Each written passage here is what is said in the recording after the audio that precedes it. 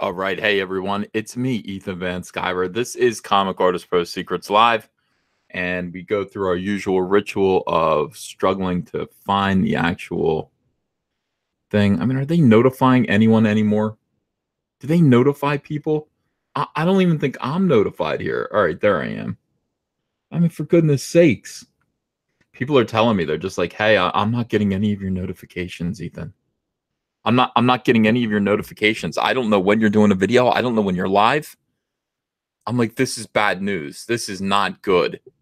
This is not good. You need to know when I'm live. Welcome, everyone. Miss Quark, Tim King, Antonio Cardenas, Sarah Whiskey. What is going on, everyone? Hail, hail, all of you. Abaddon 380 says, hi, old man, Ethan. Yo, you're not kidding. You are not kidding. I am old. An old man. I'm starting to realize it as I look in the mirror and my grizzled gold prospector beard comes in. Yeah. It's very impressive. I mean, it's a pretty good thing to get a beard. I think it is. It feels weird when I'm on when I'm sleeping. It's so long now. I always wonder, are other people annoyed by their beards? When I'm trying to sleep, it like folds under my face, like on the pillow. Joseph Hottendorf Jr., thanks for $1.99. Appreciate that. Yeah, so I had to go out in the snow today, risk life and limb. I risk life and limb. We've got we're getting some snow tonight here. Just when I thought winter was over, just when I thought we were through, it pulls me back in. We have about 2-3 inches of snow on the ground, and that's just enough to make it treacherous to drive. And I will tell you, I am a master at driving in treacherous conditions.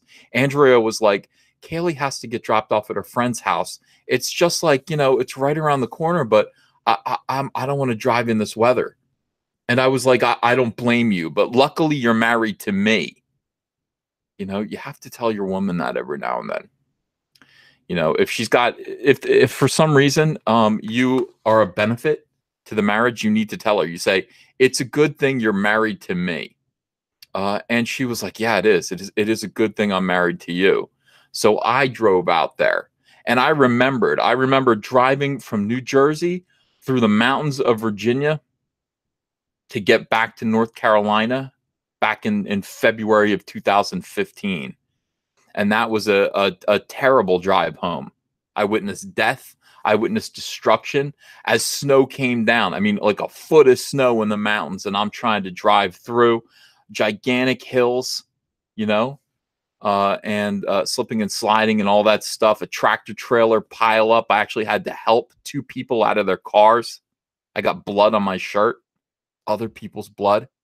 That's the kind of man, I tell Andrea this, that's the kind of man that you're married to. I got out there in the snow and I pulled people out of their Honda Civics, and I didn't care. So yeah, of course. Well, I mean, I cared, but I didn't care about the blood. I cared about human life. That's the kind of man that you married. And that's why I'm going to drive Kaylee around the corner in 3 inches of snow. Sierra Whiskey, thanks for $4.99. Uncle A, Indie is doing a launch stream. Could you show them some love? Sweetcast and Ava are on with them now. Spread the word. I didn't know that. Does Indie even have a YouTube page? Is that they have a YouTube channel? Well, I would like to show them some love. I would. I'd like to show them. Do they need to be driven anywhere in the snow? Everyone check out Indie. John Malin, how are you? Good, Ethan. We had a emergency weather problem here in Michigan a day or 2 ago, and first it came to my phone and they said you had to drop your thermostat to 65 degrees, and the next morning there was like another emergency breakthrough on television, and it was the same message because some kind of compressor went down in Michigan, and this, I guess, pumps the gas up to all the houses. Oh my God. I was like, yeah, and I was like, I'm so compassionate. I went and looked at my thermostat, and it was at like 73. Mm-hmm. And I was like, the government's going to tell me what to do. And I was like, this thermostat just got 10 degrees hotter. Mm. Yeah. And it was 83 degrees in your house. Yeah. That's hot, though. I'm feeling great. You're feeling great. You're walking around in your underpants. Yes. Just like with a tropical drink. Yeah, yeah, I hear you. I hear you. That is the thing to do. I mean, it is your house. It is your heat. You need to be, look, you need to keep your house at the temperature of an old folks' home. And that's your business. And there's nobody who can tell you otherwise. Tim King, thanks for $5. He says, I am sorry. I haven't been keeping up. What is the status of Cyberfrog Blood Honey? It's almost finished. I talked to Andrea about this today, John. And look, Cyberfrog Blood Honey is Cyberfrog Blood Honey is two books that are kind of they're on two separate tracks that I'm working on. And I realized today in the shower, John, you know, that's when I do my best thinking. Same here. Yeah. Yeah. Look, if I did it anywhere else, people would wonder why I'm like just standing there with a blank look staring at a wall. So it's better to do it in the shower. Yeah. There's something about being in the shower, and yeah, I'll turn around, I'll let the water just hit me right in the shoulders, and I hang my head, and I let water like drip off my hair, what's left of my hair, and I look at my toes, and that's when amazing things hit me. It's right when the toes, huh?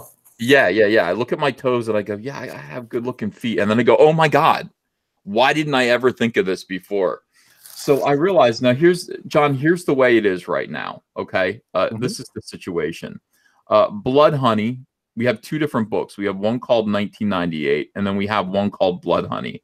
Both of them are way too long at this point. They're way too long. Now I said that you could have 18 pages for the initial 1998. What's the word I'm looking for? Ashcan. Yeah. My God, I'm getting old, John. But that is actually at this point 30 pages long. Dang. Then on the other hand, you have Blood Honey, and Blood Honey has an introduction that has ballooned. Blood Honey tells the origin of Cyberfrog and Salamandroid first, and that has become 20 pages in and of itself of a 48-page book. Right, now, so how many did you intend that to be for that origin part? 10, 8, 2. I mean, it was just like, you know, like I can't stop. Like I'm so excited. I go, oh, I can add this. Like, so today I drew the scene where Bill Clinton gets notified, and like, you know, all through 1998 is Bill Clinton giving his speech about Monica Lewinsky, like his final one where he admits that he was lying. And you know, my feeling is that the world went to hell when that happened. I don't know if you remember this the way I do. But my feeling was that as soon as it was concrete, like proven in concrete that Bill Clinton lied, then it got real weird. It got real weird. Democrats got extremely I don't know, they just got really paranoid about it, and they got really accusatory, and they started to do what they do. They project. So suddenly everyone was a liar. George Bush lied about there being weapons of mass destruction. Like everything was a lie because they didn't want to be called liars anymore. So it was at that moment where it was like they were proven to be liars that suddenly everyone became a liar. Everything became a lie, and they kind of forgot what the word lie meant conveniently. Just the same way they've forgotten what the word Nazi means. This is the way these people are. They're the worst people on the face of the earth, John. These are proto SJWs. I mean, that's really, in my opinion, that's when SJWs were born. And I remember when this happened, I wasn't particularly politically inclined. I kind of watched it happen, and I went, why are they saying everything is a lie? Just because, and first of all, Bill Clinton is a liar. We know he's a liar. Why can't they just accept that and just be like, yeah, but he's our liar. Yeah. What is? Yeah, right. Like that depends on what the definition of is. It's just like lawyers speak of the worst kind. Yeah, so SJW sprung from the zipper of Bill Clinton. Right. Now, my feeling was that the end of the world happened right then. Yeah. Now, what if it never happened? What if? Or, I mean, that's kind of the thing. Like Bill Clinton's about to admit that he lied. Okay, he's on there talking to the American people, and right at that moment is when all hell breaks loose. And so they actually have to drag him away from his broadcast while he's giving that speech. Yeah. Mr. President, come with us. And then, like, the world kind of has to deal with something much, much more important than that. It's like all of a sudden you're dealing with an alien invasion, and you don't have to worry anymore about like the state of America and whether you can trust your leaders anymore. And for all intents and purposes, throughout this book, Bill Clinton is still the president of the United States in 2018. Yeah, I was just wondering. I'm like, oh, I wonder if you covered that. Wow, yeah. There's Dictator no voting for life. Yeah, there's no voting. And I want you to imagine what Bill Clinton would be like, unconstrained by the rules of society. Yeah. Like, what would Bill Clinton actually have been like if the world ended in 1998 and he was still president, he was being protected, and what exactly would he be? He'd probably be more, so you'll see what Bill Clinton looks like, in 2018 and what the state of the world is. But in any case, I realized that the way to do this is just do the 20-page origin story as the ash can now. And the whole thing that I've been working on, depicting the end of the world, which leads right into Blood Honey, it needs to be Blood Honey. I can't not give that to people. Like, that's an important story. That's an important part of the story. And so people can't have missed that and then just jump right into 2018. It's just not, it's not fair. It's not the way this story should work. So this is my film, this is my movie that I'm making. It's the same way I make all my videos. I tell a story and I get to make all the decisions. And I realized at this point, the book's almost finished. It's 30 pages. So, I mean, the book is no, but there's more than that. I'm saying, like, 1998 is 30 pages long, but then there's all of the stuff that I did for Blood Honey as well. After the origin stuff, we're almost done. Right. So I said this to Andrew. I was like, I don't have to keep going. I mean, I'm not going to get to tell everything that I want to do. I'm not going to get to do everything that I want to do in this book. But it is going to be exactly what I promised people. And, No, it's not, Ethan. Stop it. It was going to be 100 pages if I just kept going, dude. I don't want to, I don't know. I'm enjoying myself so much. So are you comfortable enough to put a estimated date on when you're going to finish at this point? Or? No, I'm still not going to do that, because if I miss it by 1 second, they're still going to give me hell. My answer is it'll be done when it's done. But it was, it was a kind of a cool realization when I realized, look, the ash can should be the origin.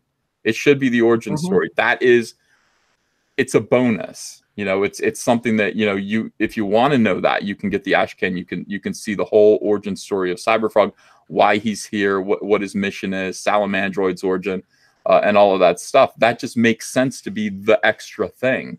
But Blood Honey really should start right at the point of the invasion. You see it, and then we pick up in 2018. Yeah. So is it still 1998? No, it's 2018. No. I mean, the ash can, that was the original name, right? Yeah. It's 1998. Cyberfrog's been here for 1 year. He meets Heather Swain when she's 18 years old. And but it's comic book year. Like, an awful lot happens in that year, Right. But I mean, I just like some cool stuff like has hit me along the way. Ethan, I've been wondering. I've been wanting to ask you this. Does Vanilla Ice survive the Vespas? I haven't even thought of that, but Hanson doesn't. I like that. Hanson doesn't. The Jonas Brothers. Yeah, I never liked that chick, anyways. So I mean, it's you're gonna see some stuff like that, but in any case, like, the book's almost done. I don't need to. If it were up to me and people weren't waiting for this, and this is on my shoulders anyway, like for Wrecked Planet, I probably won't like solicit Indiegogo until it's like halfway done, because I really don't want to. I don't like being bullied during the book by SJWs. I don't like it. I really don't like it. I'm trying to make something fantastic here, and to have people go, "The book's never coming out, is it? You're not working on it. Remember when you used to care about putting out you disingenuous shitheads." Of course it's coming out. It's the main thing that I work on every single day. You people don't care that it's coming out or not. You're just busting balls. You're just trying to hurt Comicsgate. If you want, I am the Death Star. I will fire on your planet right now, and I will obliterate you all. This is an important book. It's a huge book. It's good enough even as it is to be released and to actually devastate these people and shut their mouths for good. So if that's what it is, I will do what I will do is I will give people exactly what I promised them.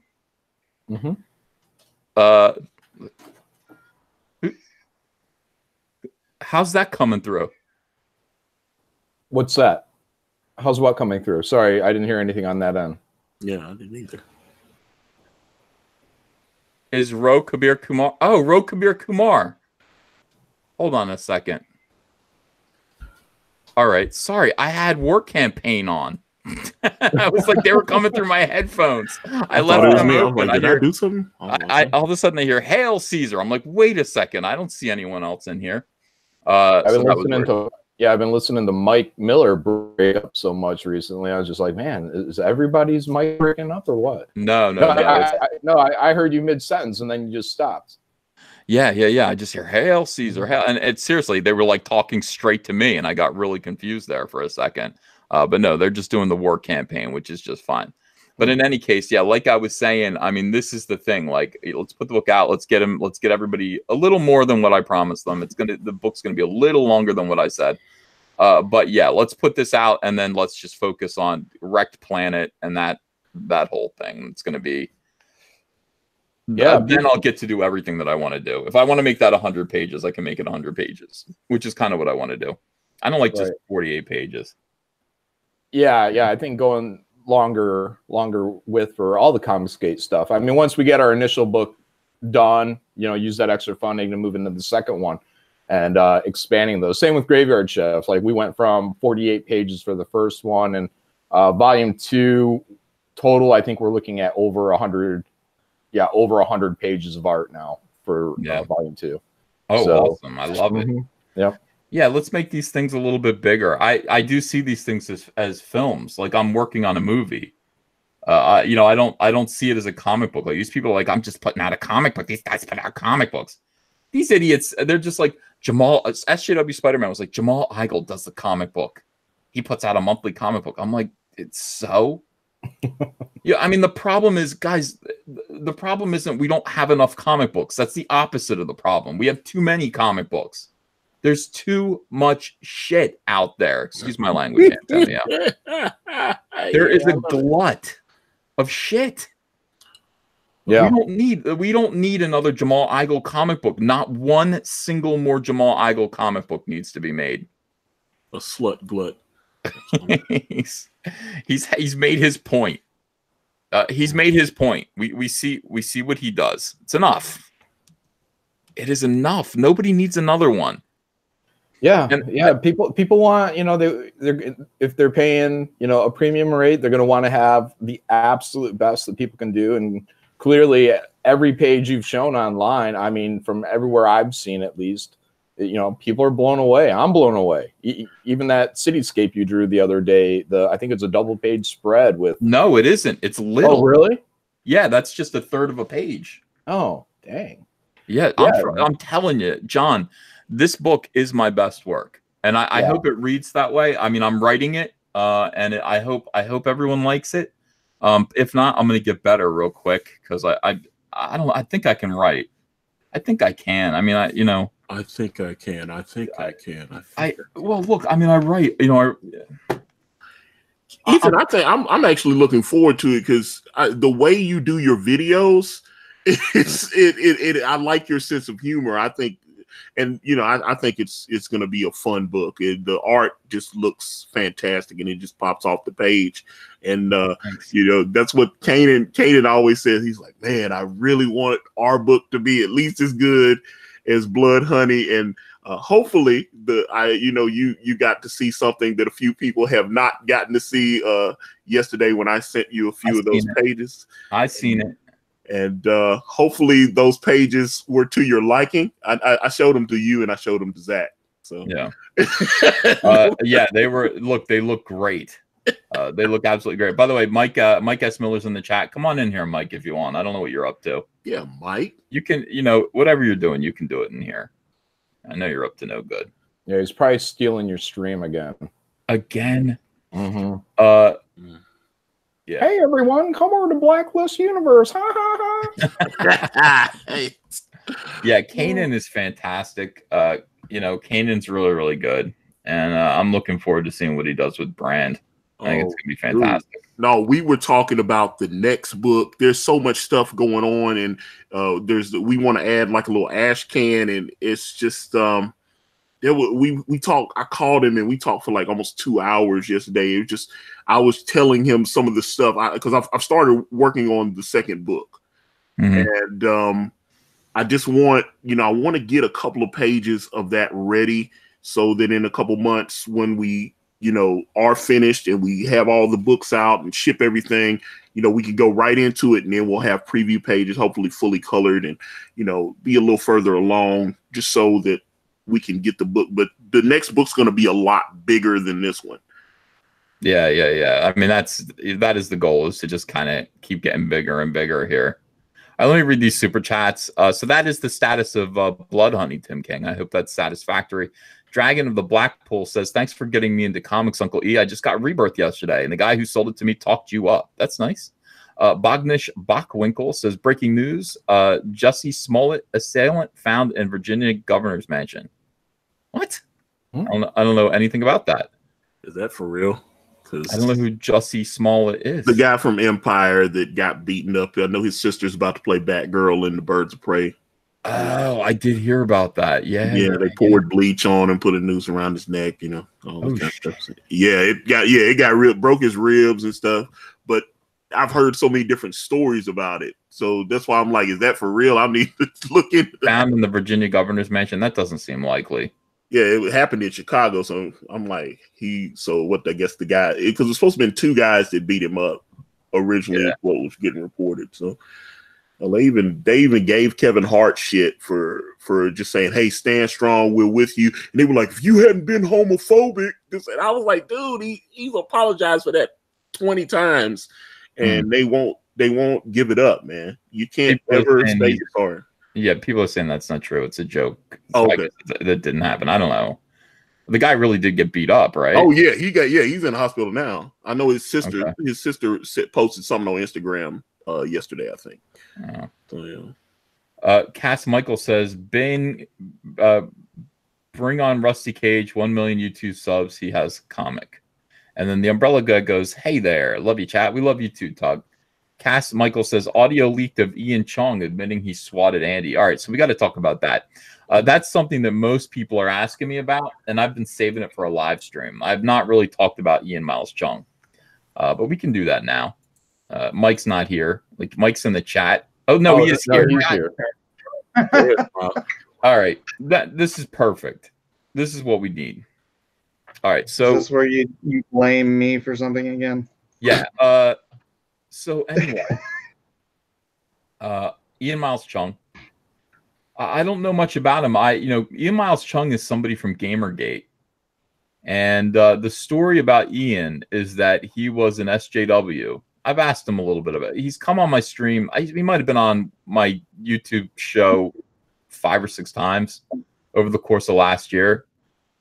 He was in one of the DM rooms early on.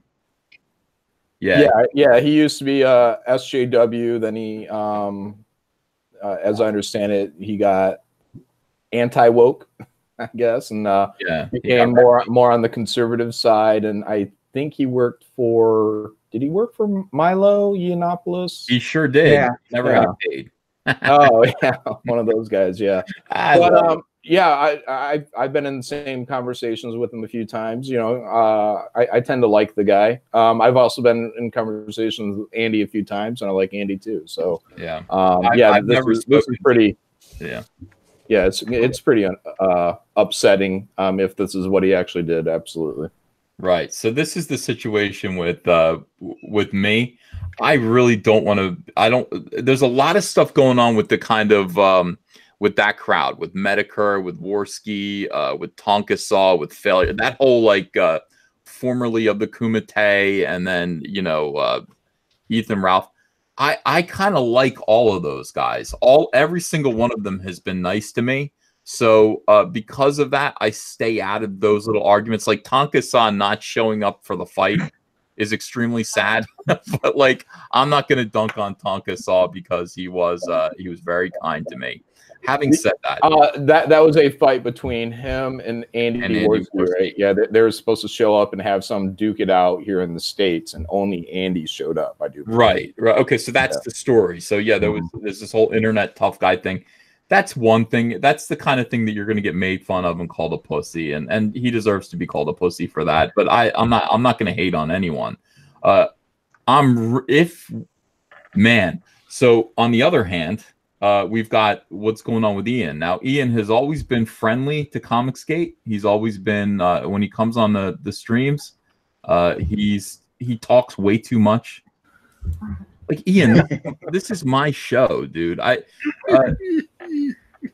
Nobody wants to hear you on my show. Not that much. You might want to say one thing or two, but like, that guy would just run with it and not be quiet. So we need to give Ian a link. No, I don't want Ian in here. It's like it this like, because this is serious. Like, if it were Tonka Saw and he wanted to come in here and talk about pussing out on that fight, I think that would be good fun.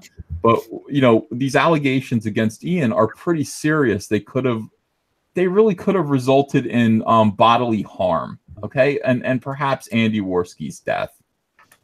This isn't a joke. Yeah. Swatting is not cool at all. 100%. He's trying to say that it's not swatting, but you call the police on someone that is 7,966 miles away. You say that they are armed, they are schizophrenic, and they have a mountain of cocaine in their house. I mean, what exactly is that if that's not? You say he's dangerous and psychotic, and you're hoping that he's got guns, and you're hoping the cops do something to hurt him. And that I haven't listened to the second audio bit that Medicare posted, but I listened to the first one, and I was just like, Ian, what are you doing?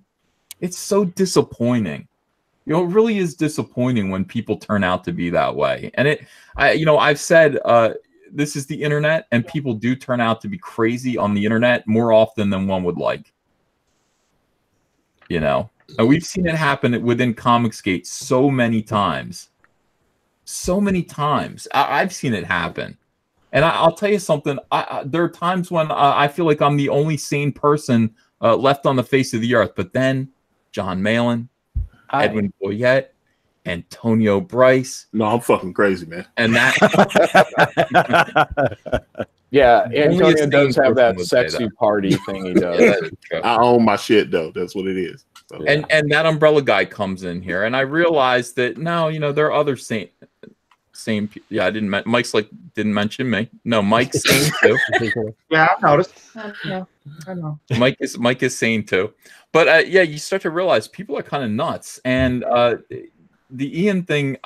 There are times, and I mean we can list a few people that everyone in this chat we have been very, very, very angry with.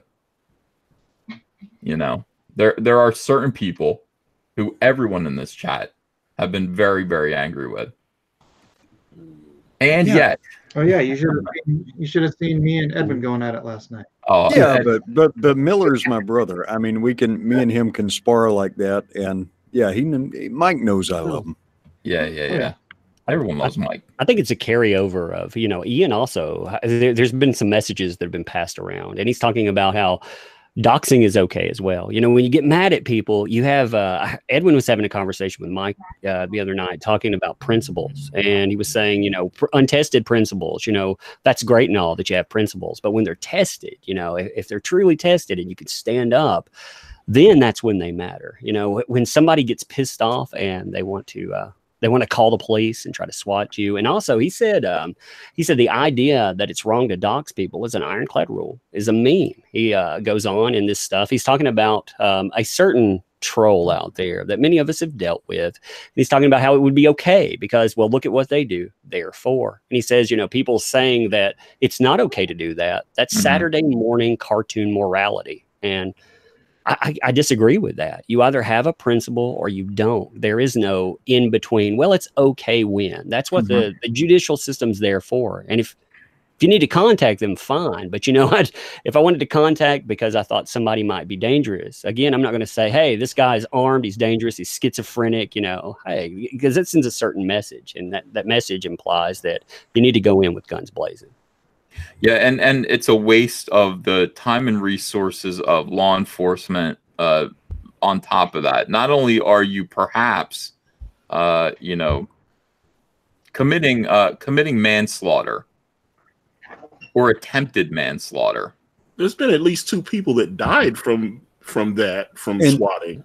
Ethan, yeah. I want to be careful here. Do we actually know this transpired? That no, Edwin. I'm prefacing all of this by saying, you know, these are allegations at this point, and I've listened to some audio. The audio, and also Ian was in my stream. Ian came into my stream and admitted to doxing someone in a way that resulted in a dog, in the family pet of the guy he doxed or he swatted. Being killed with a flashbang grenade. Oh man! So the audio is pretty damning. Yeah, there's 2 pieces of audio out there. That's an extremely poor choice. Well, you know what? May I? You were just talking about people who talk too much. No, I feel Edwin, kind of guilty of that. Your words are there. It's a beautiful hot cup of tea. That's what we need. Of course, there's sirens right now, so that's appropriate. Ian, leave me alone, buddy. That's inappropriate. I'm sorry. Look, we get upset with people. You know, if you're here in Ethan's audience, you're probably a little bit more passionate than the average person, right? You like things that matter. You like things that have juice. You know that there can be better, right?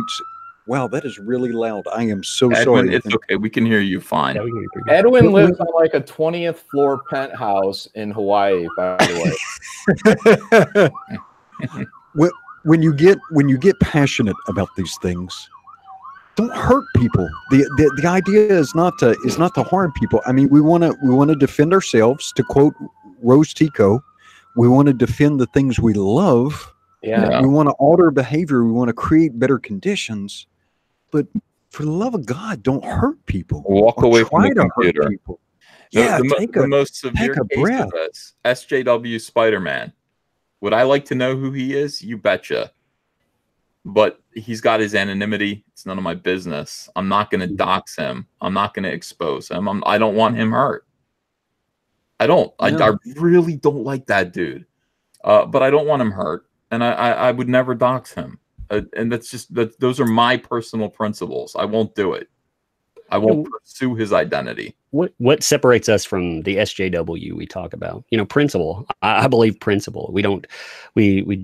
I say there's a line here, and you know, if we say there's a line, it's either an absolute or it's not. You know, this circling the wagons, and we can have disagreements. We can have very volatile disagreements. And again, to the other side, you know, that discussion about doxing again was talking about, hey, it's okay to dox. Well, one of the 2 big trolls that we deal with out there, and I just, like I say, I don't agree with that. Ultimately, if you get to that point, you can involve litigation, but you know, doxing is totally a different beast.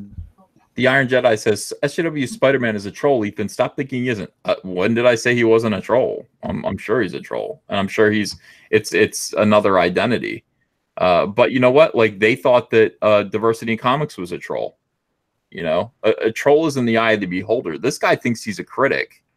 Like, this guy thinks he's a critic of Comicsgate. That's what he thinks he's doing. I'll give him the benefit of that at the very least. Like, he's also empowered by, you know, he has what, the CEO of Marvel egging him on. He has many a comic professional, other people that are execs within the industry. At what point do they become, you know, an empowered troll? At least, at what point do they become somewhat controlled opposition? Well, people are saying he's a paid troll in the chat. Yeah, it's possible. It is possible. Somebody sent me something interesting. They sent me They sent me a PR firm that somebody named Kwanzaa is creative director of. Ooh. And this PR firm continues to like all of SJW Spider-Man's posts. And this PR firm is a strategist. They create narratives and things like this, and they tell you how to create a narrative to save your business. So I guess they can do the opposite and destroy a business too. But it is interesting. It is kind of interesting. Is this guy an operative of that PR firm?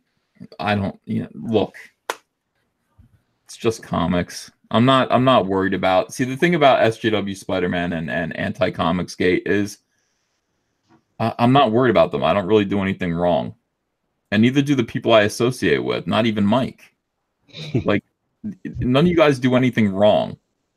None of you guys are secret racists. None of you guys are secret bigots. None of you guys are actual Nazis. And I'm not worried about it. Like, everything that they find, everything that they say just seems like garbage. And not only that, it just feeds our enemies and kind of keeps our fans closer to us. They can see we're being harassed, and they can see it's unfair. At this point, if you can't understand, if you can't see who is being harassed and who are the harassers, you're blind. I mean, it's pretty obvious at this point. I go on Twitter and I have to mute so many people. I've got all of these people who just want to say F you to me and call me names and run me down, investigate my personal life, spread it around, lie about me. It's ridiculous. Over Cyberfrog? It's like it is ridiculous. But in any case, this is all a long way of saying I don't fight that way. I'll fight other ways. I'm not going to fight that way. And the idea of swatting someone or sending the cops to someone's house disingenuously like that is pretty upsetting. And I'm sad about it because I think when Ian was on here, did I like Ian? Not really, but he was okay. He's an okay guy. And this is sad news, but it is the third time that I got on a Medicare video. And so good comes out of all of this.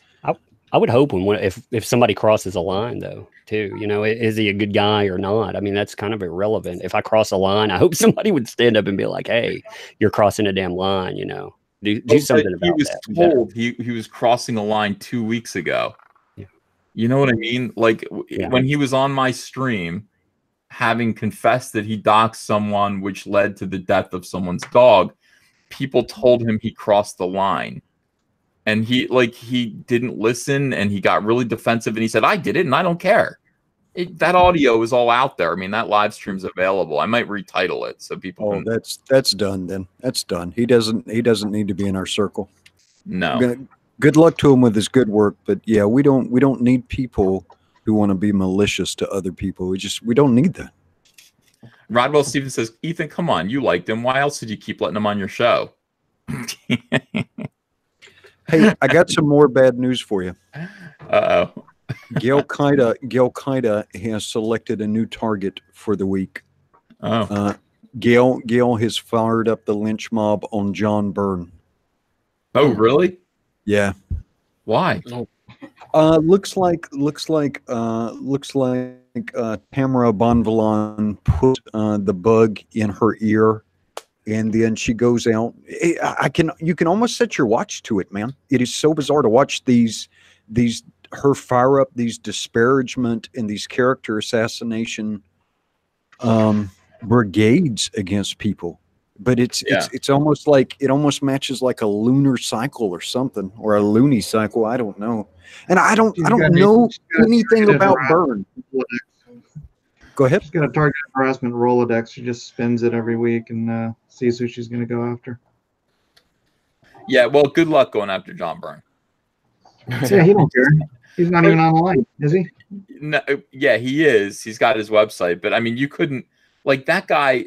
If there's let's see, I think he gives like -12 fucks. Like he honestly,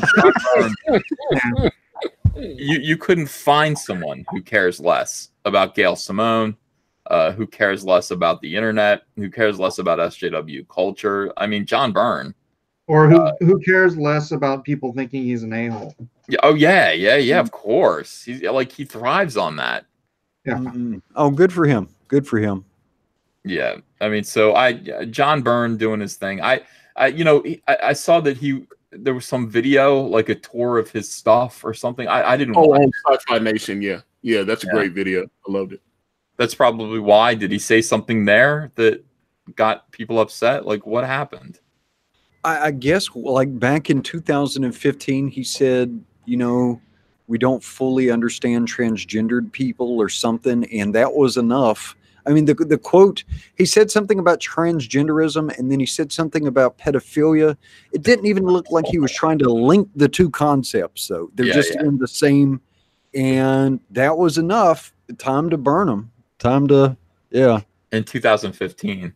Burn. Yeah, him. there. The crazy thing, though, is just like 3 months ago, Simone is praising the dude, man. It's like, the lesson from this is don't work with Gail Simone, because you soon as you work with Gail Simone, you might as well start a timer until she's going for your throat. She worked with him. She worked with John Byrne on Action Comics, and that was a weird thing.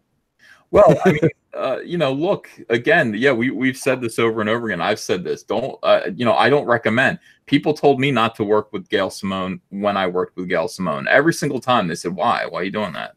Don't work with her. I mean, like other pros.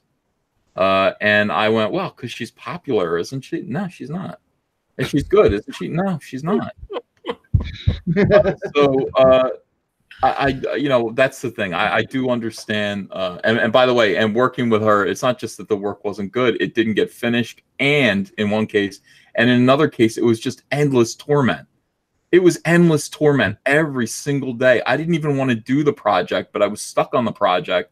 And I had a good attitude about it. She had a terrible attitude about it. She drove the editor nuts. She drove me nuts about the editor. It was awful. It was absolutely awful. And I said, this is supposed to be fun. We can't, like, this is the most toxic project. I've been working with Jeff Johns this whole time. And I thought that's the way everything went. And no, it's not. Sometimes you work with people who are very difficult to work with and make it no fun. And she was extremely difficult to work with. And so it's interesting going after someone. Gail has lost it, by the way. And Gail used to merely be passive aggressive. Now she's outwardly aggressive. I see her she said about the Covington kids, she said, this is the enemy. Yes. She actually said this is the enemy about those kids. Compared them to a flashback of old school racism. These are the same kind of kids you would have found standing outside of a school building, taunting a black kid. I mean, that's terrible. That's all in her imagination. Like that is the seething hatred of somebody who is a seething hater, and it's all you've projected all of that onto those kids because you don't like their politics. The same thing. You saw me in a red Trump hat on November 9th, 2016, and I got the same results from you. You sent 130,000 people after me, and I was your friend. I mean, I was actually your friend. I mean, imagine what happens to you if you don't even have the benefit of her nominal friendship. I mean, Jesus, these kids are the enemy. Oh, Gail Simone versus 16-year-old boys. Yep. What the hell is going on exactly? What is going on? And now you're just going to declare fatwa on John Byrne? Yeah. Imam Simone. I don't understand. Declared a fatwa. You want to read something that'll freak you out? Go on her Facebook and look at Gail Kinda, like her fans on that thread about the Covington kids. Yeah. The violent fantasies and people talking about they want to beat, assault, attack, kill these kids. That is some bizarre stuff. And nowhere, Ethan, nowhere does she pop in and say, hey, we hate these horrible bigots, but don't threaten violence or nothing, brother. Nothing. And let me say it now. Please don't send Gail any nasty messages. Please don't threaten her. Please don't communicate anything that could sound like harassment or anything like that. If not for Simone, for yourself, right? If we want better, we have to be better. Yeah, we need to be better than them, which isn't hard. That means that you could still kick animals, by the way, and still be better than them. I'm not saying do that. I'm not saying do that. I'm just saying that you could, and you'd still be better than them. So endeavor to be better than them. And I mean, just the unreal, mentally ill hatred that's going on right now. Somebody in the chat said all of Ethan's friends turn out to be monsters. No, just like 5 of them. Like I have really, really good friends that, you know, that have stuck by me and you know, honestly, amazing. The people who have stuck by me through this harassment are amazing people. And people who have just vanished into the woodwork and stopped talking to me, but at least aren't attacking me. I accept that. I accept that too. I think that's probably the smartest thing to do. But I have people who have been friends and stuck by me. And then there are about 5 of them who I consider to be pretty good friends who were just simply SJWs. And you cannot be friends with an SJW. It is like riding a shark. Eventually, they're going to bite you. You know, you can own a tiger. Eventually, it's going to eat you. That woman who had a chimpanzee for a pet. And I'm not saying that, you know, Richard Pace is a chimpanzee. But, you know, that chimpanzee ripped the woman's face off and she owned it for like 20 years. It was her pet. It didn't matter. It's a wild animal. These SJWs are wild animals. And when they finally do turn on you, they will tear you to pieces. And then you can do one of 2 things. You know, you can either learn from my example and listen to me and never be friends with an SJW, or you can do what I did and go, what the hell's going on? Why is this happening? Why are these people? Because they're SJWs, and they're not going to be your friends. They're not real people. Richard Pace is not a real person. Moose is not a real person. Gail Simone is not a real person. Yeah, I say that. I mean, I don't think anybody's going to argue with that. Not a real person. And there's been plenty of examples. I mean, look at what happened to any other companies. Look at Alterna, for example. You know, look at the lesson anybody learns from thinking that these folks they put together those lynch mobs, but they won't turn on you. It's a hard lesson to learn. I mean, it's very interesting who you think would be there in your corner, who you think will be your friends, and who's right there in the front carrying a torch and a pitchfork. Well, it's tempting. I mean, you know, the warmth of SJW acceptance. It feels good, but there's just absolutely no money in it, and ultimately doom and poverty. I mean, they don't have anything for you.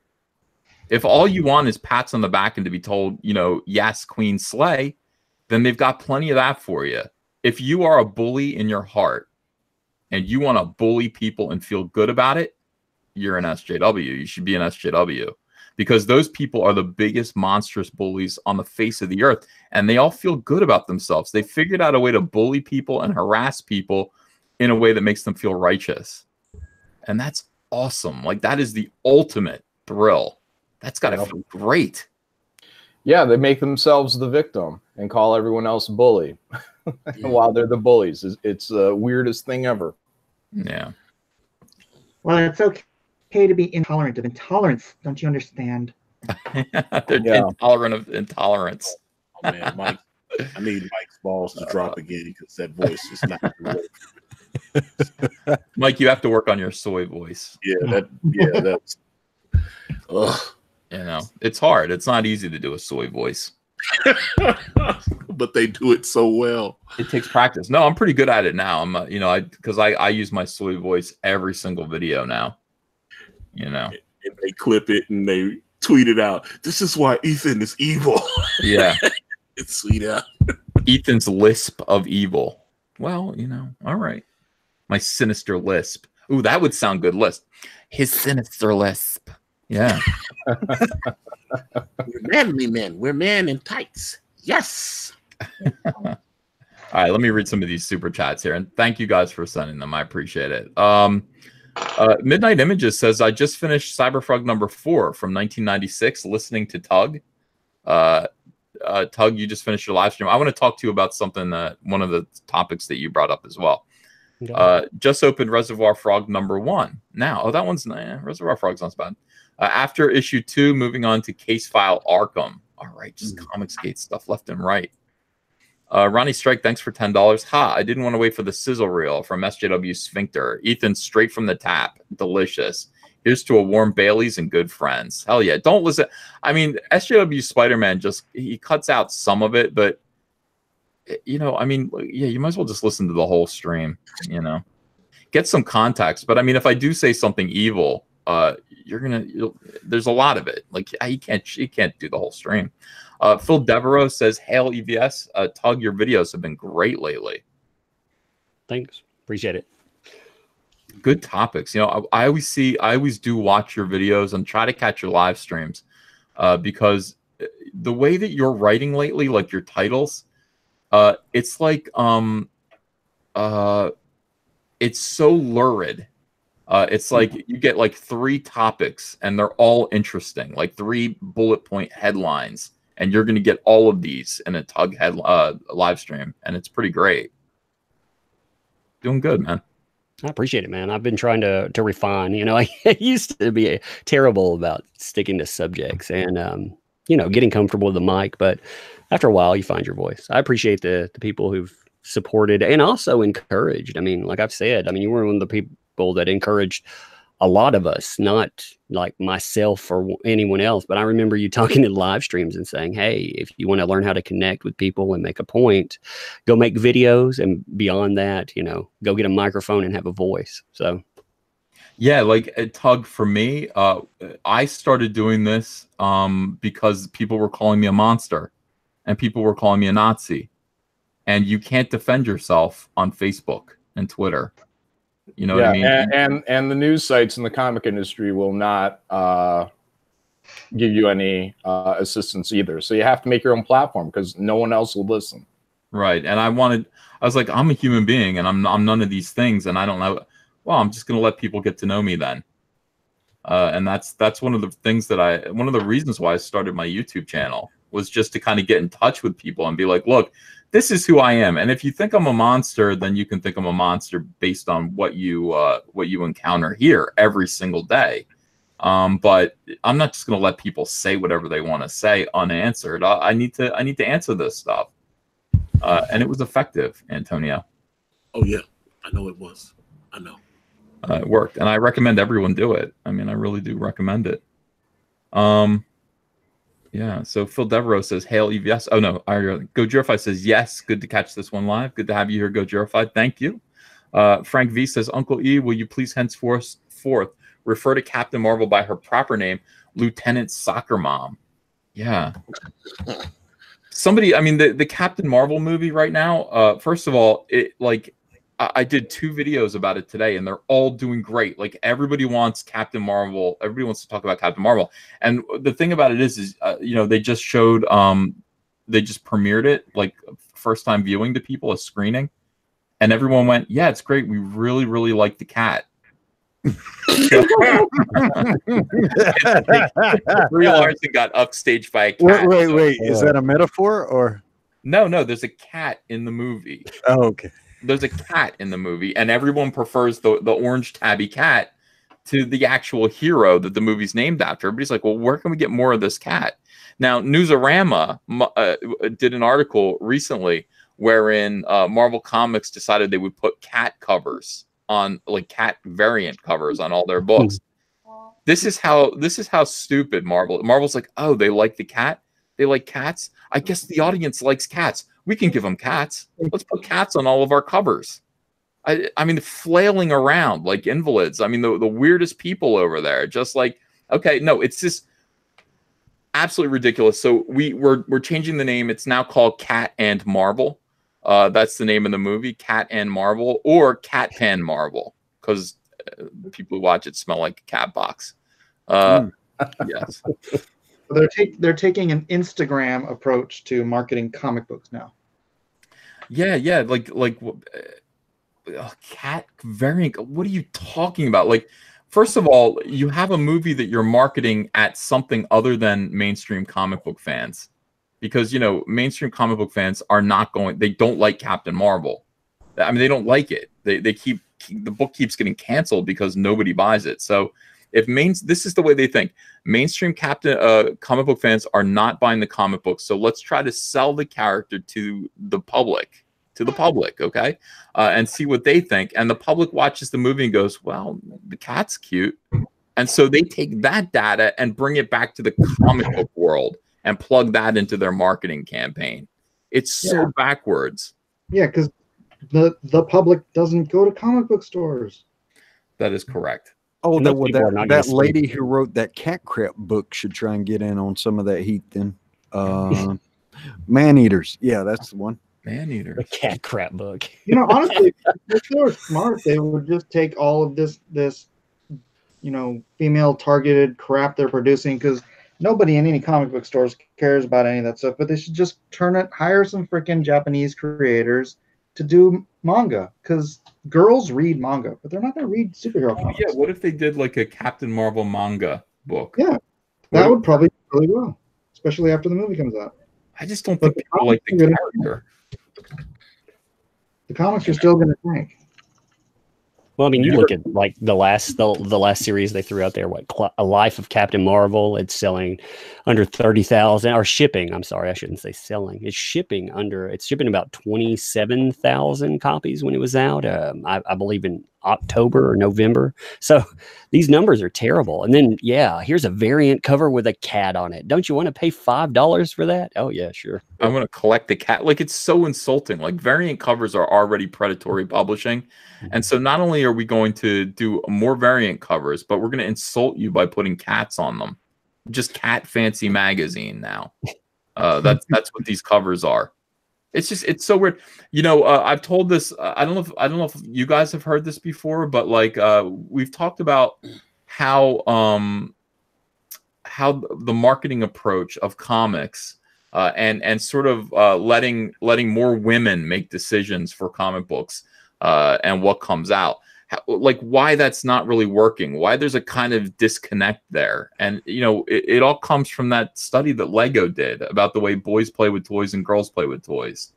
It's kind of like, all right, so Lego wondered, for anybody who's new to this idea, you can look this up. They did a study in 2012. Lego said, why can't we get girls to buy Legos? I mean, technically, they're not really gender biased.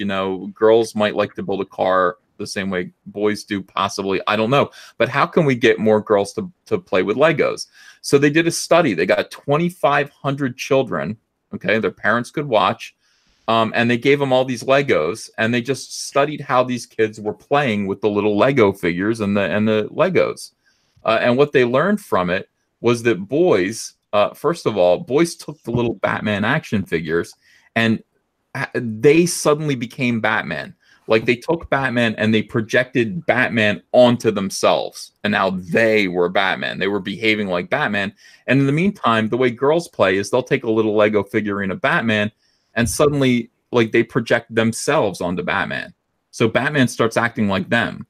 And which is interesting. It's the difference between the way girls and boys think and play and sort of interact with fantasy.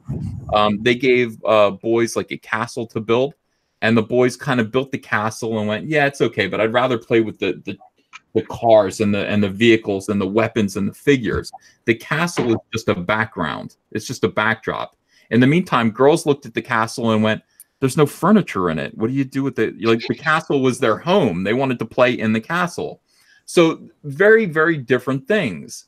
Now, what happens is you let women write these, and this is going to get clipped by SGW Spider-Man, but F you, because this is a Lego scientific study. You let women write these characters, and what they do is they project themselves onto the characters. So Gail Simone, when she writes Plastic Man starts acting like Gail Simone. And then boys pick up the Plastic Man comic and they try to read it, and they're like, I don't want to be Gail Simone. I don't want to take the Gail Simone of this character and sort of put it on myself. I don't want to become this. Okay? And that is absolutely the main disconnect that happens in comics when women write them for men. It just doesn't really work. And so I think, like, to some degree, the same thing is happening here in the movies, where it's just like, okay, so we've got a movie that's from a comic book based on a comic book character that isn't selling. It's not connecting to an audience. We put it out there and the mainstream fans go, well, we like the cat. And then that feedback just works its way right back into the comics. And comic fans are perplexed by it. What the hell is this? Not good business. Hashtag Comicsgate. Oh no, they've left the realm of making good business decisions a long time ago. You have to just accept the fact that men and women are different. That is something that we have trouble with right now. That is a controversial thing to say. Men and women are different, and they have different brains, and they think differently.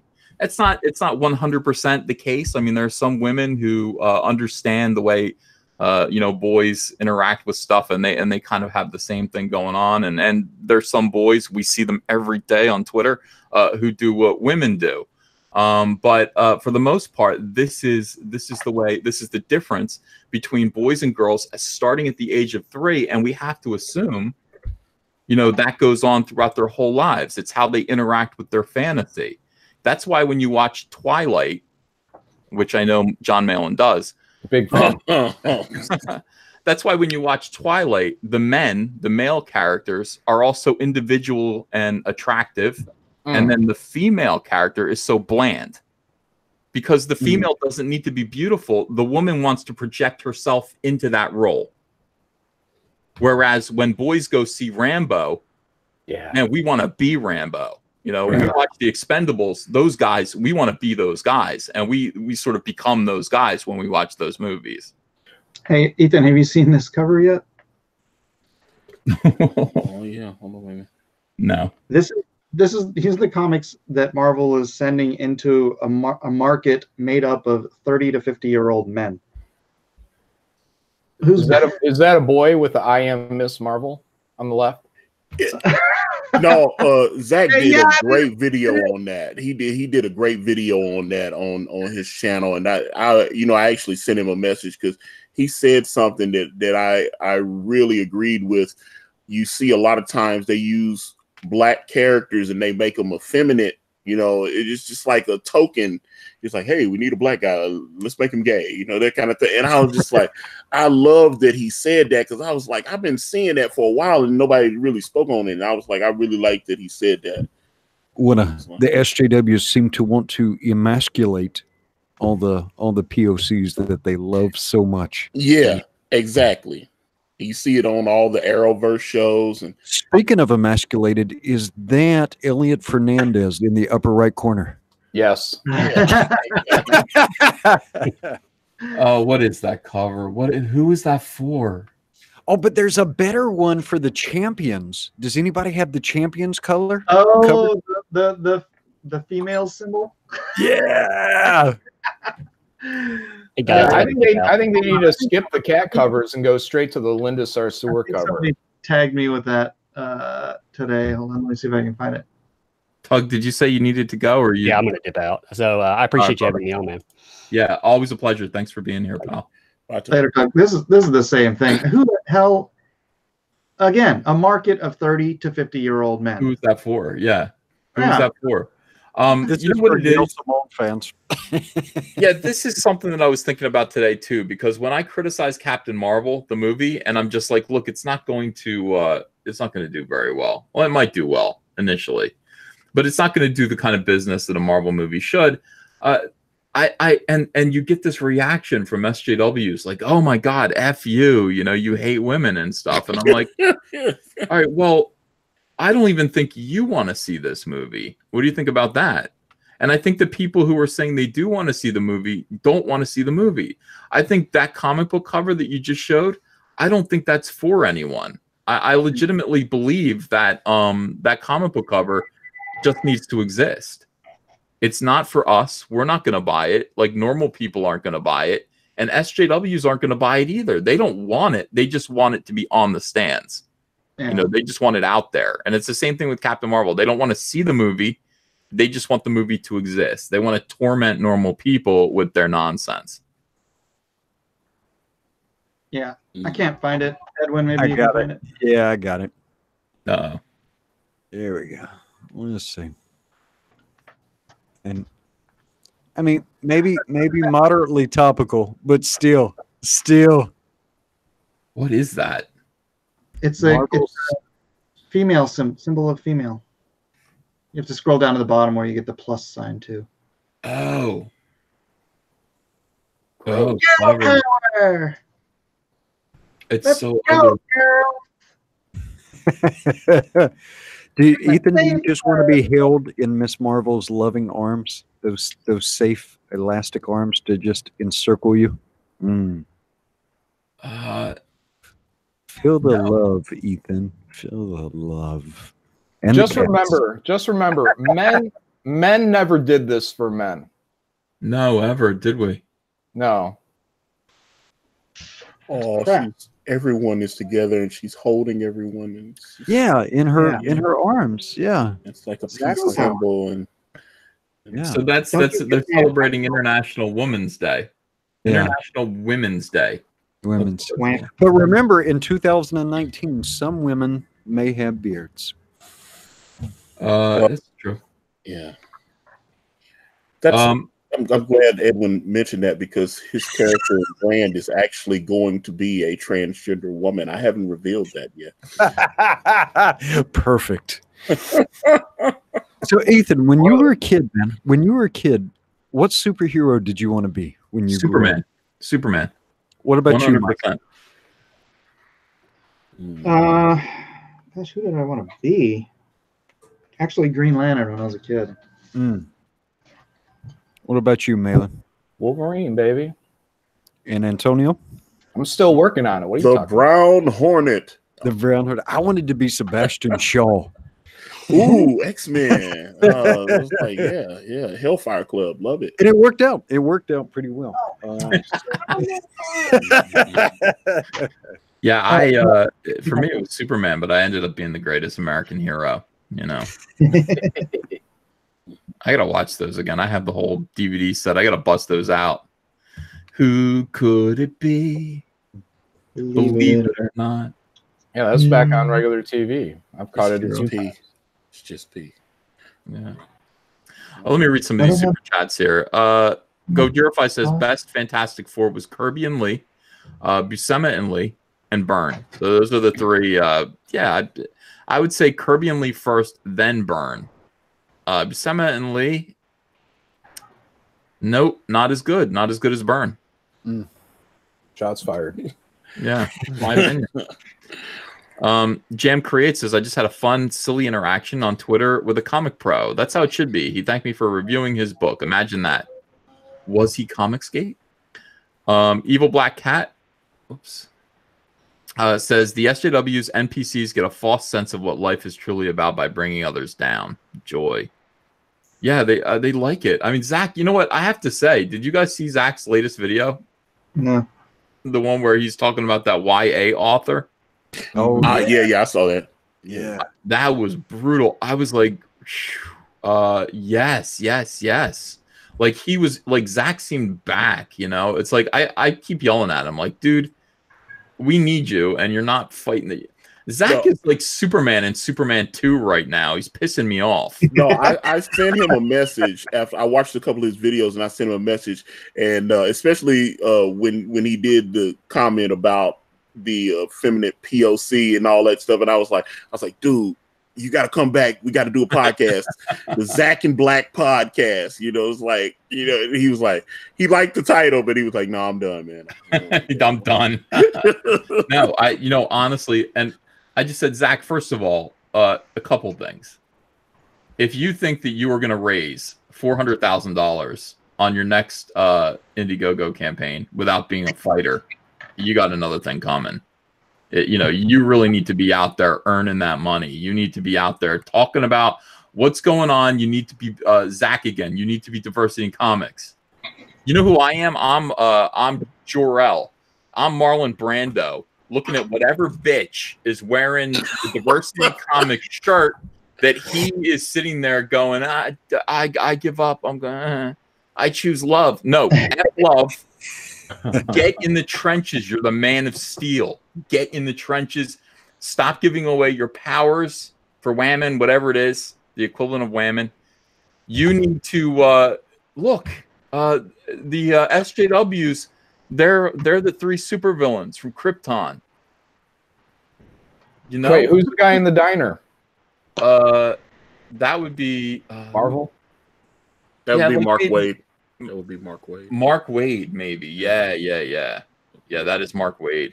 Yeah, I could definitely see that as Mark Waid. Tell Zach to stop choosing love Look, and I to drew a remember his motorcycle without destiny. tracing it. What is that, Mike? I drew a motorcycle without tracing it. Happy now? Good job. Look how much better that looks, Mike. Mike, look how much better that is than you tracing it. Where's the traced one? Yeah. Issue of Injustice. Conspiracy in Comics says EVS is Booster and Gold, but Booster Gold, Zach is Batman. That's not cool. Booster Gold sucks. I've never thought Booster Gold was cool. I was like, and I know some people that love him. But I've never. They keep trying to make him a guy, and I was like, it's not working for me. I'm sorry. I don't like him. I never liked him or Blue Beetle. I thought they were silly. Blue Beetle's okay. It's like it's not, I'm not a huge fan, but yeah, he was definitely cool in the Injustice 2 video game. I definitely thought that. Well, them being silly was part of the charm. Not for me. That's what I'm saying. I'm not charmed. Withheld Rather Not Say says, hey, EVS, should I start doing videos like how you guys are? I might be a bit too savage, but I think I could try to be like Scott Steiner. Who's Scott Steiner? Big Papa Pump? Scott Steiner? Steiner. Is that who that is? The Steiner recliner, all that. Big Papa Pump is your hookup. Holla if you hear me. Oh, the wrestler. Yeah. What? That's the only Scott Steiner I know, the Steiner brothers. The wrestler. Yeah. I think that everybody should be doing it. You know, I want to hear people put their thoughts into what's going on. You know, John Malin needs to do it more too. More videos? Yeah. Because John Malin is the atomic bomb. Like John Malin's he's a hydrogen bomb at this point. You know, it's like you don't want to have to use it. Like John's like, don't make me do it. You know what I mean? Like Hiroshima, don't make me do it. Yeah. Don't make me do it. Do a Trekkie Whovian channel. I know. I was talking a lot of Trek last night, man. People. I know. I was watching. I was like, wow, John's a freaking Whovian too. If you did a Doctor Who channel, that'd be great. Hang on. Let's check something. Who's your favorite Doctor Who? There's only one, David Tennant. Yeah, boy. Mm-hmm. No, the show started and ended with him. I mean, there's the old dude with the scarf too, but okay. Yeah, he's my favorite too. Tom Baker's where it started and ended. What about Matt Smith? They were all written to try to be Tom Baker. Matt Smith's supposed to be he's supposed to be in the new Morbius movie with Jared Leto. So. Yeah, but he's the first SJW Tom Doctor Who. Whoa. Matt Smith is? Yeah. Well, I'm doing a Doctor Who drawn and quartered, and on the poll it would say, which doctor should we draw? And then it would say doctor, war doctor, nurse. Yeah, I mean that honestly, that people are always asking me to do videos about what's going on with Doctor Who, and I couldn't give a damn. I mean, I really couldn't. I watched Doctor Who on PBS, and it was the weirdest, most soy-based thing I've ever seen, and I never went back. And I know it got good, but I don't care. Like I got enough good stuff. Mike. Yeah, I'd do it, but then I would feel like obligated to watch the new season, and I don't want to. No. Ethan, is that Shazam movie going to be good? Yes. Almost certainly. I really like the guy who plays Captain Marvel. Shazam. The guy that plays Captain Marvel's Brie You Larson. had it right the first time. It's Captain Marvel. He's always been Captain Marvel. That's so annoying. He came first, you know. It's like, why does this costume look so terrible? They've got that lightning on his chest. Are we just all turning a blind eye to that, or what? well, I don't know. I need to see more of it, but I think that you know, I don't like all the look. It's either that or it's the Flash in Justice League. You know what I mean? Like, you can't trust these people. You can't trust them. Like, just stay true to the comic, and I'll deal with it. I'll deal with the fact that, you know, spandex or the equivalent thereof looks silly in real life. I keep going back to, you know, Superman in 1978. I'm sorry, like that was fine. And this other thing where you leather up and super, you know, over designed Superman's costume with different fabrics and stuff, you know. This is the template now. This movie was not a classic Aquaman, but man, that movie was right entertaining. I thought Aquaman was badass. I really enjoyed it. But Yeah, it makes me want Namor now. And his costume costume never looked in the comic. Have you told your parents this yet? Is this something you want to? I mean, do you really want to come out about Namor on the internet stream, or you think you should call the folks first? No. Hey, when you a man, you can stand on it. I love Prince Namor. That's what it is, man. That's what I always love Namor. If he's done properly. Sometimes, you know, I like John Byrne's handle on him and stuff like that. Oh, Tug left. I wanted to talk to Tug about what happened to Vox Day. Vox Day had his whole Amazon page taken down. Like, they're just deplatforming him one thing at a time. He had his whole Amazon, like, well, they put it back up eventually, but like, yeah, they scared the hell out of him. And what was funny about it is the reason why it came down was because of a dirty trick he played, the same thing he did with Cyberfrog on Amazon. You know, fake book. Really? Yeah, he did that. He and JDA have a problem with this dude. What is this author's name? I can't even remember. Scalzi. Yeah. John Scalzi. So he had a book out called like something like Collapsed World or something like that. So Vox Day put out a book on Amazon called Corroded Earth by Johan Lalsey. And with the same exact like trade dress of the book and everything. I'm starting to see a pattern. You understand? What is wrong with this guy? What the hell? Well, I mean, he told me, he's like, you don't know what we can do with the trademarks and stuff, man. Get ready to get effed with. And that was the problem I had with JDA. JDA showed up like, hey, you see this right here? Dude, I know what Vox Day does. Stop it. But yeah, like Amazon just said this is deceptive, and so we're taking down your whole page. And somehow Vox got to put back up again, but not before writing a big, you know, blog about it. So Vox Day is just getting deplatformed left and right. He's a bit of an ass. Yeah. All right. So Frank V. All right. Jam creates. Evil Black Cat. Oh yeah. Conspiracy and Comics says, check out my comic, A Song of Mice and Fur on Webtoons. Animal Farm meets Discworld and Game of Thrones. The cats are better than Brie Larson. Sounds like a Vox Day book. Yes. Conspiracy and Comics again says the last chapter of Volume 1 of A Song of Mice and Fur is called Catastrophe. It involves an epic battle between Cleopatra, Genghis Cat, and Napoleon. Napoleon. Pattern here too. Yeah. Because Reason says your logic is as Spock's, unflawed. People like my examination of the differences between men and women when it comes to, you know, imagination. How do you feel about it? Yeah, I want to read that whole study. 2012, just look it up, and it's pretty intensive, and really just kind of explains the way men and women are naturally wired differently from each other in just such a way that you might not have noticed. You know, it's like the way kids play with toys. pretty interesting. How do you feel about it, John Malin? Do you think there's something to it, or do you think it's stupid? No, I think there's totally something to it. I mean, that's why when you're in your room when you're a kid and you're playing with your action figures and your sister comes in, where you had Batman and Robin fighting, she gets Batman and makes him kiss Robin. Oh, shit. It's the exact same thing. It's the exact same thing. And that's what SJWs do. That's why they try to turn all the dudes into gay dudes. And, you know, I mean, it's just what they do. Makes perfect sense. That's why Rainbow Brute is going to be awesome.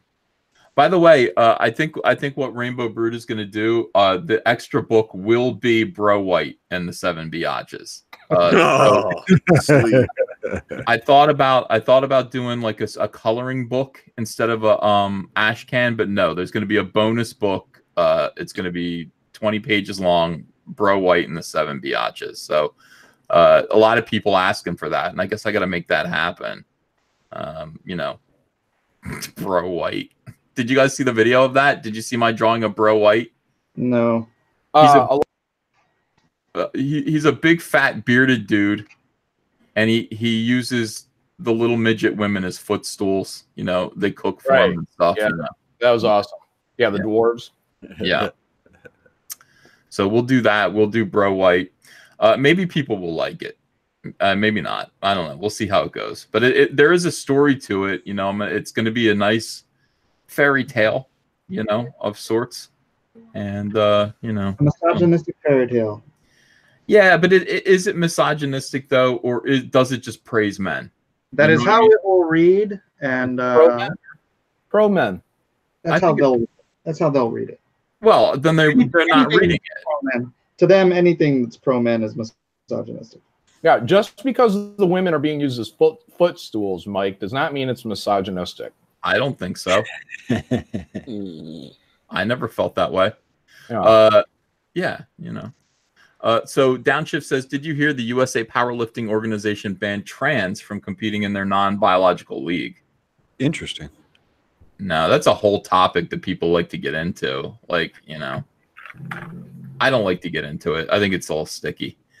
What if trans people can be playing in different sports? Yeah. No, yeah, it shouldn't be allowed because men shouldn't be allowed to hit women. That's right. Real simple. Yeah. And women who are on testosterone shouldn't be able to hit other women who are not. Yeah. Well, you know. All right, so I totally, when it comes to trans issues, I'm out. Like I'm not saying one single word. The Barry 1987. Ethan, love the channel and what you do. I'm officially calling the next Star Wars movie Chapter 11 thanks to you. Keep up the good work. I will. Thank you so much. JL4GL says, mental note, keep my 6-year-old girl away from Marvel. That's a good plan. Jordan Valkaraz says, the biggest Gamergate subreddit removed the thread describing Ian Miles Chong's unethical behavior. I really hope Comicsgate can do better. Does Comicsgate have a sub? Does anybody do Reddit here? I did. They banned me because someone recognized me on there. They said, you're in Comicsgate. And I said, I am in Comicsgate. And then the moderator sent me a message and told me I was blocked. F that, dude. These people with the, like, we will not be promoting. CBR did the same thing. Like, that. We are not going to promote Comicsgate at all here. But in the meantime, here's a bunch of negative articles about them. It's like, you idiots.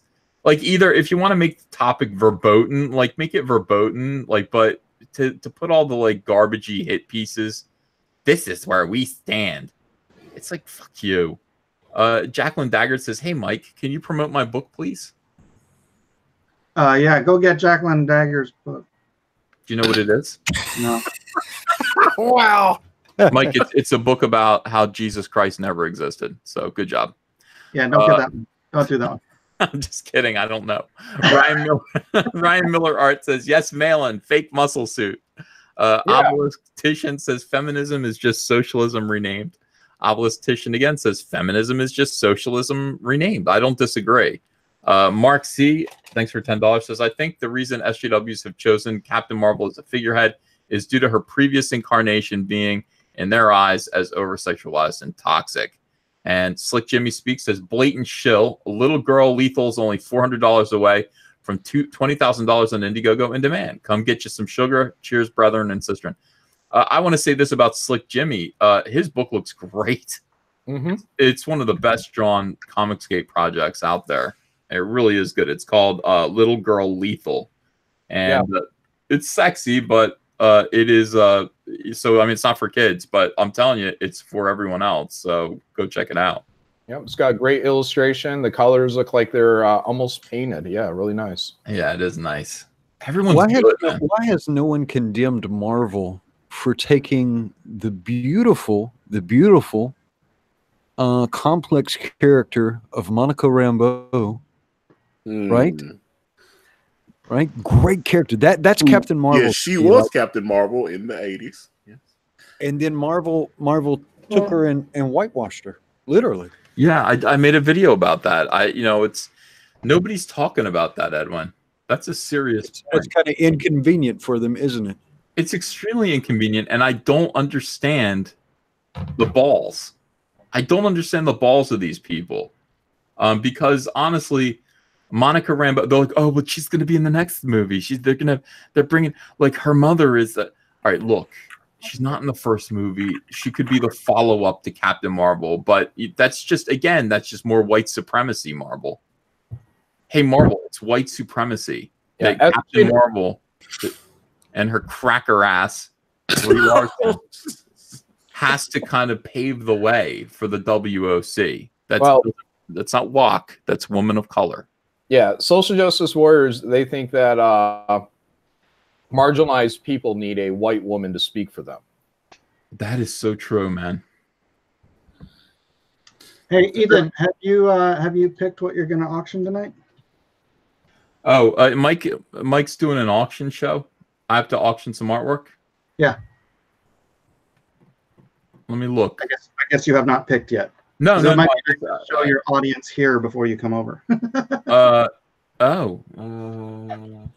Speaking of which, I'm going to take a brief break before the show. Thanks so much for letting me come on, Ethan. I appreciate it. Edwin, what do you mean, dude? Please, you do me a favor by being here. You honor me by being here, and so thank you. And please come more often. You never say that to me. Mike, I carry the water most of the time. I'm going to be honest.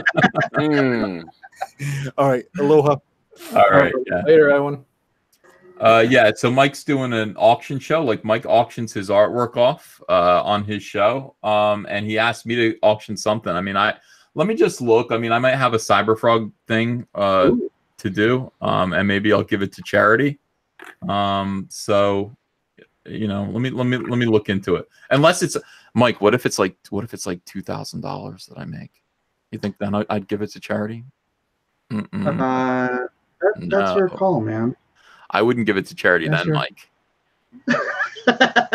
Mike, then I would spend it all on Sideshow Star Wars toys. Spend it on whores. Oh, no. Hey, man, that's your thing. Yeah, a bunch of, let's see, Matt Weldon's bringing a piece, Eric Nienoltowski, Art T-Bear. So we're going to have quite a few artists this time. This show's just kind of growing. We're doing Friday night auctions, and so you being there is going to be really cool, too. Maybe we'll save your piece till last. What if it's Foot Vader? What if I auction off the Darth Vader that I do with my foot? Everybody wants Foot Vader. They do. I mean, that's, don't they? Well, somebody does. Did you already sell all your Green Lantern? Oh, yeah. Almost all of it. Yeah. My Green Lantern stuff, that was part of my income. Again, people don't understand. Like, people are like, what are you going to do? You don't. When I was working at DC Comics, it was like times were tough, Mike. Mm-hmm. Times were really tough working at DC. It just, my YouTube channel more than covers what I made at DC comfortably. Yeah. And so that's why I was hustling conventions so much. Oh, it sucked, dude. Go broke working in comics for the big two. Oh yeah, I know. And you work really, really hard. So I would put out my book, I'd get my money for that, and then I'd be able to sell my original artwork. And you better believe it, sold all my original artwork to pay the rent, and every single month. So I'm in a position now where I don't have to sell anything. And Andrea is really happy because she's like, Andrea would always say, like, where's your, like, what are you going to keep? Like, what are you going to keep what original art are you going to keep? And I'm like, none of it. It's all, it's all going to go. So, now we Now have you have all none of of it. it. Yeah, well, the Cyberfrog artwork from Blood Honey, that is going, like, I think like 18 or 20 pages of that have been purchased already, but the rest of it, I mean, I can keep. So Yeah, You could auction one of those. it's kind of nice. What? You could You need- auction one of those. We'll see. I would auction something stupid off, honestly. Oh, come on. It's Something for the worthless. fans. It's for the fans. I know it is. Yeah, it's gonna be fun. But all right, so I'm gonna let Mike take over now because it's 9:30. I do want to I do want to thank everyone for being here and joining me as we I don't know, vent a little bit. I've decided that I'm gonna pay more attention to my YouTube channel this month as I work. I will pay more attention to my YouTube channel and do better and better videos because there's too much smarm out there, Mike. Amen. John, there's too much smarm. Yeah. There's too much evil out there, Antonio. A lot of evil. Whole lot of evil. It's going unanswered, and that is what we're here to do. We're here to answer the evil. People like Art T. Bear are allowed to roam free every day. Not if I can help it. Not if I can help it. We're gonna fix it. We're gonna fix it now, Ethan. Where's RT? I haven't talked to RT Bear in He's ages. in the chat. He's in the chat. He'll be on tonight. Is he not in the room? Is he not in the DM room? I don't know. All right, Okay. I'm going to put you in the DM room. All right. All right, everyone. So move on over to Blacklist Universe. That's Mike's YouTube show, and I'll be there too. I'll go there and I'll look around and see if there's anything that I want to auction off. And I have a couple of things, Mike. I do. I thought you just pulled something. It was you. I was like, okay. I have something serious. Like I've got the oversized cover to the Flash Green Lantern cover. Oh wow. From That magazine. From the yeah. Dude, I've been asking you. It's driving me nuts. I've been trying. What? Tonight's your chance, Antonio. He's delivering tonight. I don't even. This is not going to be like eBay, man. Your fans coming over there, this is going to crush. That's what I'm saying. I was like, oh, I don't care what it goes for. If it goes for $20, it's not going to go for $20. We'll see. All right. Let me just go over there and hang out with you guys. Okay, and I will see you in a little bit. Thank you, everyone, and go over to Blacklist Universe. Subscribe to Mike's channel there. Subscribe to John Malin, obviously, who's thinking about doing a Doctor Who chat or Doctor Who. Maybe I might do something sci-fi. So I have a broader than more specific view of things. So yeah. How about just bring some broads on? That would be Yeah. All right, guys, I'm closing down. Thanks, everyone. See you in a little bit. Bye-bye. Woo.